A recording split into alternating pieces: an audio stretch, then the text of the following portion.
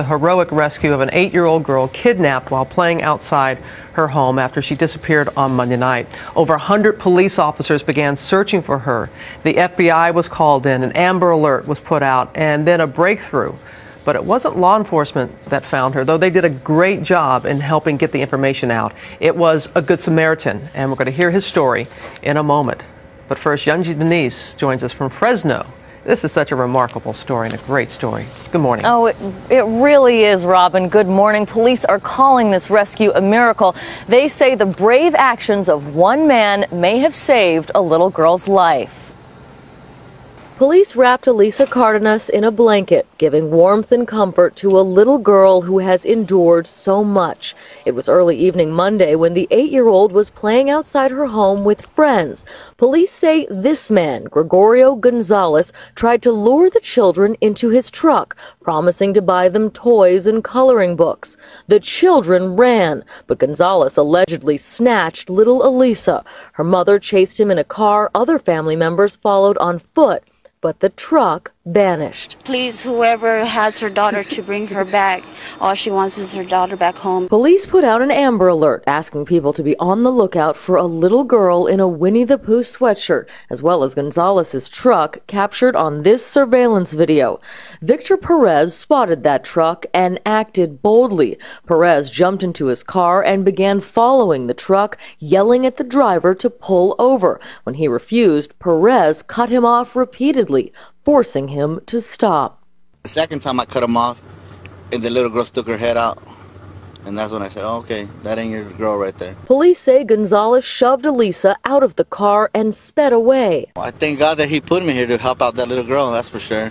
Police later found Gonzalez and arrested him. He will be charged with kidnapping and sexual assault. Elisa's mother says she is grateful that her daughter is finally safe. It seemed like an eternity, she said, just waiting for my daughter to be found. Gregorio Gonzalez is a known gang member. He was on felony probation for domestic violence and possession of a sawed-off shotgun. Robin, police say this little girl is very lucky to be alive. Oh, she certainly is, Yunji. Thank you. Joining us now is Victor Perez, that quick-thinking Good Samaritan who may have saved this young girl's life, along with Police Chief Jerry Dyer. Gentlemen, thank you very much for being with us this morning. And Victor, let me start with you. You saw the Amber Alert Monday night. You saw it again Tuesday morning, and then you stepped outside. What happened next? My cousin happened to spot the truck, and I said, that could be the truck. And I had like a split-second decision to call 911 or go after it, and I decided to go after it. Just took a chance to go and ask a question to see if that was the man they were looking for or not, and gave chase to him. And you started chasing him, and you were trying to cut him off again and again. Tell us exactly what you were doing. The first time I saw him speeding away, and I said, I need to catch up to him. When I finally caught up to him, I just asked him, I told him to pull over real quick. I needed to ask him a question, and he answered me very polite that he didn't have no time to pull over, that his truck was breaking down, and I also gave him a quick answer. I go, I got tools and cables in case you do break down. I'll give you a jump, and he took off on me. So I decided to, go after him again. Why the conversation was cut so short. Well, the second time I cut up to him, he got very upset, and the little girl had like a second to show her face, and that's when I knew this was the guy they were looking for. When you saw her face, you knew that was the little girl that was missing? Oh, yes, I did. The eyes matched the picture I saw on TV, and to begin with, I didn't see her at the beginning because he was hiding her. So when she popped her face, I said, wow, well, I think this is the truck they're looking for and the little girl they're looking for. And he pursued to take off again, and I just kept chasing him until I blocked him off, and he let the little girl off. Was she hurt when he threw her out of the truck? No, she wasn't hurt. She was frightened, though. She was very, very shaky. She just kept saying she was scared and she was going to be all right. And I just waited for the police personnel to arrive in the ambulance, and they went from there. Were you concerned that he had a weapon? The second time I reached him, the way he acted, yes, I was. For a split second, I was nervous till I saw the little girl, and all fear was out the window after that.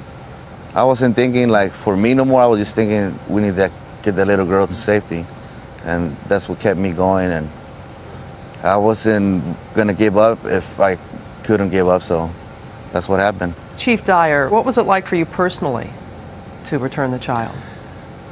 Well, it was very emotional. I had the privilege of being in the hospital room when the mother was reunited with Elisa, and I have to tell you that was a highlight of my career, being able to see the joy that was in both of their eyes. There was a combination of fear and joy at the same time, but just to be able to have a part of that and to know that we were able to save a life with the help of Victor is something that you can't put a price on. It's very, very rewarding for us in law enforcement. I'm sure it is. And it seemed like everybody involved, Chief Dyer, did the right thing. The children were playing in the yard. They were supervised by adults. When they saw the truck, they told the children to run. They knew on their own to get away. And unfortunately, the suspect was able to nab one of the children. But they were doing everything they could. Yeah, unfortunately, we had two other Good Samaritans that were attempting to yell at the children to run from this suspect and to move away from the vehicle. And unfortunately, the suspect grabbed Elisa and forced her into the vehicle and then sped away. And if not for, obviously, Victor and being as brave as he is, we may have never recovered her. And so we're very fortunate. It's a tragic incident, but it could have been much more tragic. We wanted to make sure that we did everything we could as a police department to locate her and put all the resources we could into it. But we can't do it alone. And it takes good citizens like Victor to help us out. It was a coordinated effort all the way around. Gentlemen, thank you very much. And thank you for being with us. Thank you, Robin.